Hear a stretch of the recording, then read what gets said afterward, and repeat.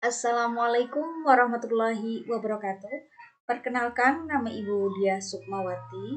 Ibu di sini sebagai pengajar SMA Negeri 1 Pleret. Ibu juga di sini akan memberikan materi tata tertib lalu lintas. Yang biasanya sumber tata tertib lalu lintas ini dibawakan oleh polisi, dan juga materi yang kedua adalah anti narkotika atau bahaya narkoba yang biasanya dibawakan oleh BNN. Anak-anak, untuk yang pertama terkait dengan tata tertib lalu lintas, di sini Ibu akan membawakan seperti apa saja tata tertib berlalu lintas. Kesatu, pengendara wajib memiliki SIM. Anak-anakku sekalian, semua dari kalian yang sudah berumur 17 tahun dan sudah memiliki KTP, kemudian mendaftarkan dirinya ke kepolisian untuk dibuatkan surat izin mengemudi, maka bagi mereka berhak untuk mengendarai kendaraan sesuai dengan tipenya masing-masing. Adapun surat izin mengemudi memiliki beberapa tipe, yaitu yang pertama, SIM A, yaitu surat izin mengemudi A, kemudian B1, kemudian B2, kemudian C, dan selanjutnya D. Anak-anak, di sini kita main tebak-tebakan terlebih dahulu. Siapkan alat tulis dan juga pensilnya atau pulpennya. Oke. Studi kasus yang pertama adalah Ibu ingin mengetahui terlebih dahulu apakah kalian memiliki kemampuan untuk mengetahui orang-orang yang memiliki SIM A ataupun B1 ataupun B2 ataupun C ataupun D ini cocoknya mengemudikan kendaraan yang mana? Apakah mobil box ataukah kendaraan bermotor bertipe truk ataukah sepeda motor ataukah sepeda motor roda 3 atau mobil dengan berat maksimal 3.500 kg. Baik anak-anak, Ibu berikan waktu dulu untuk mencocokkan SIM dan juga tipe kendaraannya. Sudah selesai? Tidak perlu digambar, cukup dituliskan saja SIM A cocoknya apakah dengan sepeda motor, cukup ditulis saja. Oke, sudah selesai. Tetap Ibu tunggu jawabannya, silakan dijawab terlebih dahulu. Baik, kalau sudah selesai semua, maka inilah jawaban yang sesuai. SIM A dibawa oleh pengendara roda 4. Ya, tentunya di sini memiliki berat lebih dari 3.500 kg. Kemudian SIM B1 dibawa oleh pengendara tipe mobil box. Kemudian selanjutnya SIM B2 dibawa oleh pengendara mobil bergandengan. Kemudian selanjutnya SIM C dibawa oleh pengendara beroda 2. Kemudian SIM D dibawa oleh pengendara, contohnya di sini sepeda motor roda 3. Penjelasannya. SIM A di sini berlaku untuk mengemudikan kendaraan bermotor tipe roda 4 dengan berat maksimal 3.500 kg. Contoh-contohnya bisa kalian lihat ya. Di sini semuanya tipe kendaraan beroda 4. Kemudian SIM B1 dipakai untuk pengemudi mobil penumpang dan juga barang perseorangan dengan berat lebih dari 3.500 kg.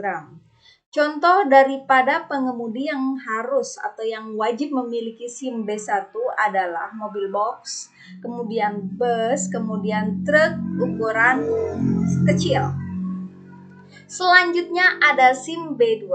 SIM B2 dipakai untuk pengendara kendaraan alat berat, penarik barang, ataupun penarik kendaraan lain, ataupun kendaraan penarik, dan juga truk gandengan. Selanjutnya, SIM C. SIM C dipakai untuk pengendara yang memiliki sepeda motor atau kendaraan beroda 2. Kemudian akan diterbitkan juga 3 kategori SIM C, yakni SIM C sendiri untuk sepeda motor dengan kapasitas mesin maksimal 250 cc, artinya maksimalnya 250 cc ya. Kemudian SIM C1 untuk motor di atas 250 cc. Kemudian yang ketiga SIM C2 di atas dengan sepeda motor di atas 500 cc. Selanjutnya ada SIM D. Nah, SIM D dibuat untuk para pengemudi dengan kebutuhan khusus. Pengemudi kebutuhan khusus di sini akan diberikan ruang oleh negara ya yang mampu mengendarai kendaraan bermotor, sehingga mereka bagi yang mampu mengendarai kendaraan akan diberikan SIM D. Kemudian selanjutnya, tata tertib yang kedua adalah wajib membawa STNK. Anak-anak, di sini Ibu ingin kalian menebak terlebih dahulu. Apakah kepanjangan kata STNK? Oke. Apakah A, surat tanda nama kendaraan bermotor, ataukah B, surat tugas nomor kendaraan bermotor, ataukah C, surat tanda nomor kendaraan bermotor, ataukah D, syarat terima nomor kendaraan bermotor, ataukah E, suatu saat terima nasib kondisi baik? Ya, silakan dipikirkan terlebih dahulu, kemudian tulis jawabannya di buku kalian masing-masing. Oke, Ibu beri waktu. Sudah cukup ya? Jawabannya cukup tulis A, B, C, D, atau E pilihannya. Sudah selesai? Ya. Dan ternyata jawaban yang benar adalah C, yakni surat tanda nomor kendaraan bermotor. Anak-anak, di sini pengertian STNK sendiri merupakan tanda bukti pendaftaran dan pengesahan suatu kendaraan bermotor berdasarkan identitas kepemilikannya yang telah terdaftar. Jika kalian ingin memiliki STNK untuk kendaraan kalian, maka silakan mendatangi Samsat. Samsat di sini merupakan tempat pelayanan penerbitan atau pengesahan STNK oleh 3 instansi, diantaranya Polri, Dinas Pendapatan Provinsi, dan juga PT Jasa Raharja. STNK berisi identitas kepemilikan nomor polisi, identitas kendaraan bermotor, kemudian di antara identitas kendaraan bermotor ada merek, ada model, ada jenis, ada tahun pembuatan, tahun perakitan, isi silinder, warna, nomor rangka, nomor mesin, nomor BPKB, warna TNBK, bahan bakar, kode lokasi, dan lain sebagainya. Bentuk dari STNK sendiri, ini dia contoh daripada surat tanda kendaraan bermotor atau disingkat STNK. Di sini ini warna latarnya abu-abu ke biru-biruan. Di sini poin A sendiri adalah identitas daripada pemilik kendaraan dan juga identitas daripada mesin kendaraannya sendiri. Kemudian selanjutnya poin B di sini adalah berlakunya STNK tersebut. Kemudian poin C adalah pengesahan. Pengesahan di sini ada 4 ya, ada 4. Ini berarti berlaku tahun pertama, tahun kedua, tahun ketiga, tahun keempat. Kemudian selanjutnya lembaran yang kedua ada SKPD atau Surat Ketetapan Pajak Daerah, di mana poin A-nya adalah identitas daripada pemilik kendaraan dan juga ada jenis atau tipe kendaraannya. Kemudian poin B-nya berlakunya sampai kapan. Kemudian poin C-nya adalah berapa nominal daripada pajak yang harus dibayar tiap tahunnya. Ini dia anak-anak gambar daripada STNK dan juga SKPD. Jika kalian mendaftarkan kendaraan kalian ke Samsat, maka kalian akan mendapatkan 2 lembaran ini sekaligus. Kemudian selanjutnya, tata tertib lalu lintas nomor 3 adalah pengendara wajib memantau rambu-rambu lalu lintas. Nah, anak-anak, di sini ada rambu-rambu lalu lintas. Tujuan daripada dibuatnya rambu-rambu lalu lintas adalah papan tanda yang didirikan di sisi atau di atas jalan untuk pemberian instruksi kepada pengendara atau untuk informasi kepada pengguna jalan.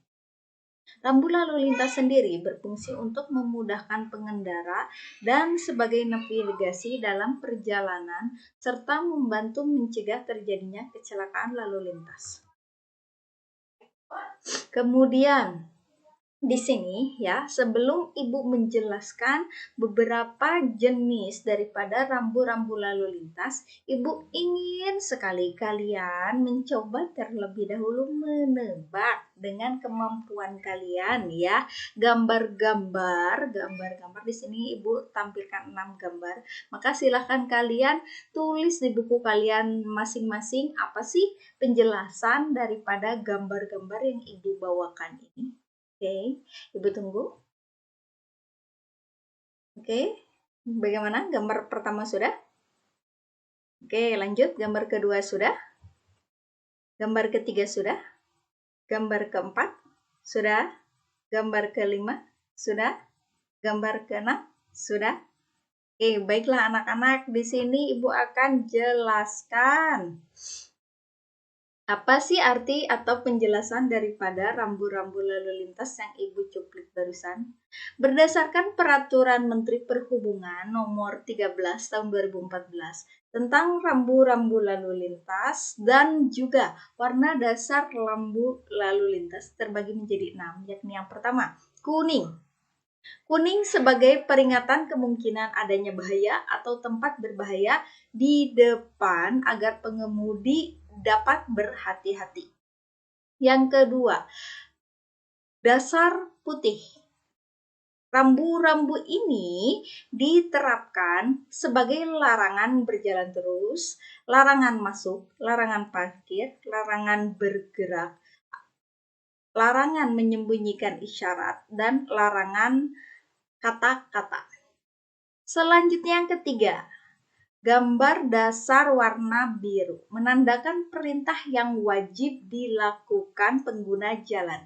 Kemudian yang keempat, dasar warna hijau sebagai petunjuk jurusan atau lokasi wilayah atau informasi lain kepada pengguna jalan.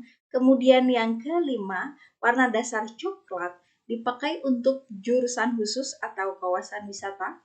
Yang terakhir ada warna dasar jingga yang dipakai sebagai rambu peringatan, larangan, perintah, petunjuk yang bersifat sementara. Biasanya warna dasar jingga di sini sama seperti warna dasar kuning, hanya jingga diberlakukan sementara. Ini dia beberapa gambar dan juga keterangannya. Untuk rambu-rambu lalu lintas berwarna dasar kuning, di sini ya yang pertama ya sebagai kalian akan mendekati pengatur lalu lintas. Kemudian jika kalian mendapatkan gambar yang kedua, berarti di depan ada banyak lalu lalang sepeda. Kemudian jika kalian ketemu dengan gambar yang ketiga, ada penyeberang jalan. Kemudian gambar keempat ada tikungan belokan, gambar kelima jalannya dua arah, gambar keenam bundaran dengan adanya prioritas khusus. Kemudian jalan ke-7 jalan menanjak, gambar ke-8 jalan licin, gambar ke-9 jalan yang cekung. Kemudian gambar selanjutnya persimpangan kanan kiri. Kemudian selanjutnya berarti kalian akan menghadapi persimpangan kiri, selanjutnya persimpangan kanan, kemudian tikungan kanan, tikungan kiri, tikungan ganda. Nih tikungan ganda ya. Seperti halnya gambarnya, kalau misalkan gambarnya seperti ini berarti tikungan ganda ke kiri kemudian ke kanan. Kalau di sini berarti tikungan ganda ke kanan kemudian ke kiri. Kemudian seperti ini tikungan tajam ke kiri, tikungan tajam ke kanan. Di sini banyak tikungan, ada ke kiri, ke kanan, ke kiri. Banyak tikungan ke kanan ke kiri, kemudian turunan, ada turunan tajam, ada tikungan ke kiri, tikungan ke kanan, dan juga ada persimpangan. Gambar berdasarkan putih. Nah, biasanya disertai diimbuhi warna merah ya. Itu adalah larangan. Larangan. Kalau kalian ketemu berarti kalian ketemu gambar seperti ini berarti kalian harus berhenti. Kemudian gambar selanjutnya harus memberikan kesempatan. Kemudian selanjutnya harus prioritas bagi lintas muka atau di depannya, prioritas atas lalu lintas dari muka. Kemudian silang datar satu jalur, silang datar lebih dari satu jalur, kemudian ditutup. Kemudian seperti ini adalah dilarang masuk, kemudian di sini semuanya adalah tanda-tanda kendaraan yang tidak diperkenankan untuk masuk sesuai dengan gambarnya ya. Nah, kemudian selanjutnya yang ini berarti pejalan kaki dilarang masuk, selanjutnya adalah stop, kemudian dilarang parkir, dilarang membelok kanan dan juga dilarang membelok kiri. Kemudian gambar daripada warna dasar biru. Biru ini artinya membolehkan kita untuk melakukannya. Contohnya, satu, kalau kalian ketemu gambar seperti ini berarti kalian wajib mengitari bundaran. Seperti ini berarti wajib memasuki jalur kiri, jalur kanan, kemudian memasuki jalur yang ditunjuk, kemudian batas minimum kecepatan 60 km, biasanya ini diterapkan di jalan tol ya. Kemudian di sini adalah jalur sepeda motor ya, di situ bisa kalian baca juga ya. Oke. Nah, ada bandar udara, ada pelabuhan, ya ada tempat untuk standnya taksi, autobusnya, penyeberangan jalan juga, zona parkir, sama zona parkir untuk penyandang cacat. Selanjutnya, ada rambu-rambu berdasarkan warna dasar hijau. Ini biasanya penunjuk jalan. Penunjuk jalan kalian akan kemana, ini biasanya warna dasarnya hijau ya. Jadi penunjuk jalan atau penunjuk jurusan tertentu, dan juga di sini rambu pendahulu petunjuk jurusan yang menyatakan adanya pilihan jalur ya sesuai dengan jurusan pada persimpangan. Kemudian di situ juga ada keterangan berapa jarak yang akan ditempuh untuk suatu wilayah. Selanjutnya, rambu lalu lintas berdasarkan warna coklat. Nah, warna coklat di sini yang pertama Tangkuban Perahu berarti 10 km, artinya yang warna coklat ini kan menunjukkan kawasan wisata ya, kawasan wisata.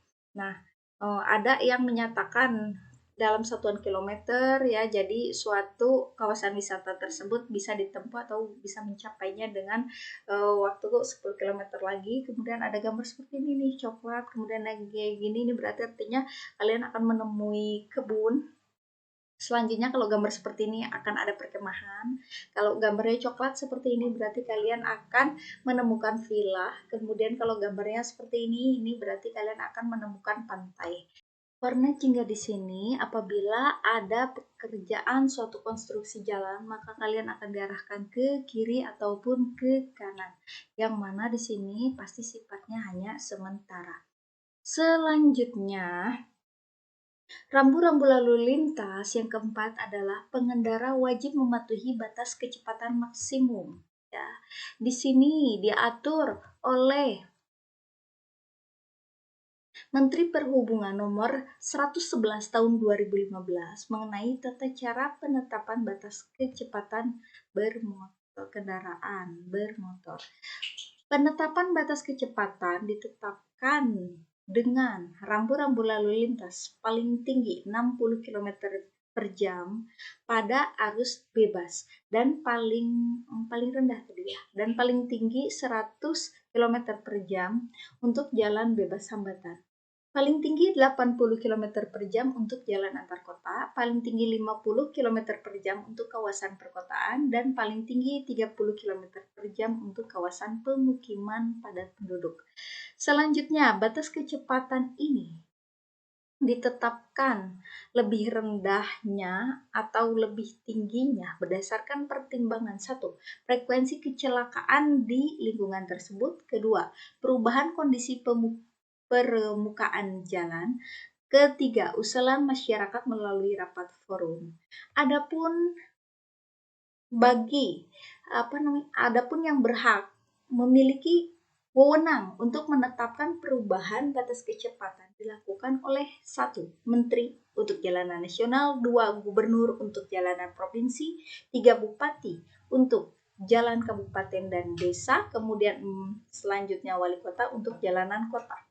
Selanjutnya, gunakan helm saat mengendarai kendaraan sepeda motor.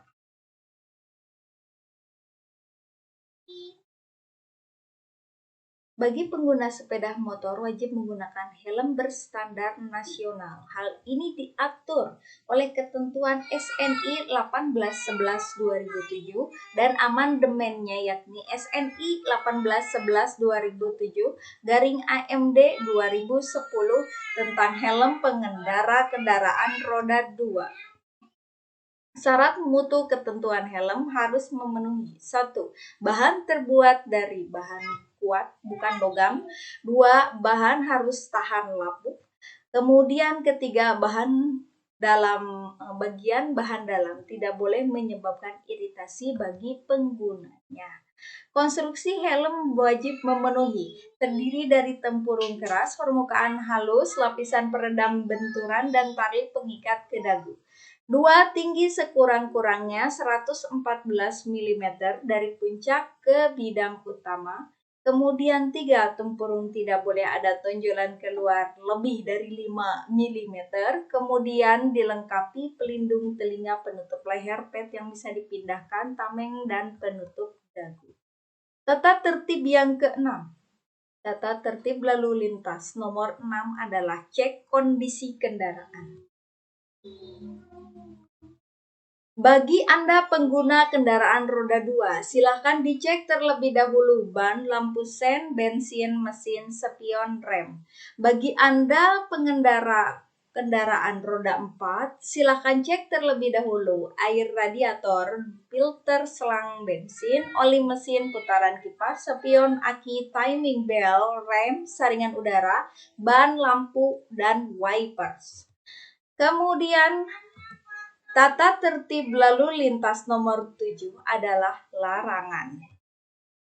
Larangan pertama ini biasanya terjadi di perkotaan di mana para pengendara motor tidak bersabar sehingga mereka melewati trotoar. Larangan yang pertama adalah jangan melewati trotoar. Kemudian larangan yang kedua, jangan menyalip dari arah kiri. Menyalip harus dari arah yang benar. Misalnya ada sedan ingin menyalip mobil box. Nah, maka jalur yang Ibu tunjukkan pertama ini salah karena apa? Karena ada kemungkinan sedan akan ditabrak oleh pengendara mobil box. Dan arah yang benar adalah arah yang Ibu tunjukkan kedua. Ya, ini agak jauh sehingga dia akan aman. Tips menyalip yang benar. 1. Pastikan ada ruang ya. Apabila dua arah seperti ini, maka lihat terlebih dahulu adakah mobil atau kendaraan lain di arah berlawanan. Kemudian yang kedua, lihat pergerakan. Lihat pergerakan mobil yang akan disalip, apakah dia akan belok atau tetap lurus. Kemudian yang ketiga, mainkan isyarat. Isyarat di sini berbentuk lampu sen. Kemudian yang keempat, perhatikan rambu-rambu lalu lintasnya. Kalau dirasa cukup aman, maka kalian boleh menyalip. Kemudian yang kelima, jangan memaksa untuk menyalip jika memang tidak ada kesempatan.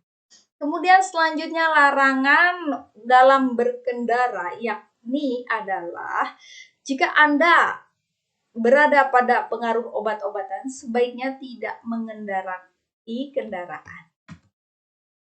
Kemudian selanjutnya, jangan berkendara sambil memainkan handphone karena ini akan memacu kecelakaan. Kemudian selanjutnya, kemudian sampai di situ dulu materi yang pertama, dan Ibu lanjutkan ke materi yang kedua, yakni bahaya narkoba, di mana di dalamnya ada himbauan untuk anti narkotika. Materi ini biasanya dibawakan oleh BNN, dan saat ini akan Ibu berikan rangkuman sedikit daripada bahaya narkoba.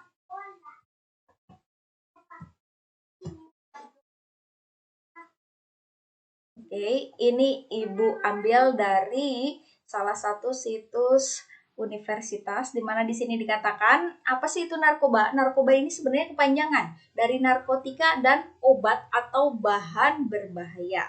Narkoba memiliki jenis-jenis nih, di sini ada 4 jenis, di mana di sini adalah ganja, syabu, kemudian ekstasi dan juga heroin. Narkoba sendiri dikonsumsi dengan cara diminum, dihirup, dan juga ada yang disuntikkan. Kemudian dampak dari narkoba ada 3 dampak, yakni yang pertama dampak fisik, dampak psikologis, dan juga dampak sosial. Di mana dampak fisik sendiri bisa terjadinya gagal ginjal, kanker hati, cacat janin, HIV, dan juga TBC. Dampak psikologi, emosi tidak terkendali, curiga, selalu berbohong, tidak merasa aman. Dampak sosial, seks bebas, mencuri, merasa dikucilkan, mengganggu ketertiban umum. Kemudian selanjutnya, ya, hal-hal yang bisa mengatasi bahaya narkoba yakni lingkungan keluarga. Ya, lingkungan keluarga di sini dengan diciptakannya rasa aman, rasa nyaman antara keluarga, maka bisa dilakukan menjauhi. Kemudian selanjutnya lingkungan sekolah. Lingkungan sekolah melakukan edukasi mengenai bahaya narkoba, ini bisa dilakukan di lingkungan sekolah, dan juga selanjutnya lingkungan masyarakat. Lingkungan masyarakat ini apabila orang yang sudah terlanjur kecanduan narkoba sendiri dan itu ditemukan dan meresahkan, maka di masyarakat, apabila terjadi di masyarakat, maka silakan langsung menghubungi pihak yang berwajib untuk mengatasi orang tersebut. Oke. Sekian dulu materi MPLS tentang tata tertib dan juga bahaya narkoba yang di dalamnya adalah anti narkotika. Ibu tutup. Assalamualaikum warahmatullahi wabarakatuh.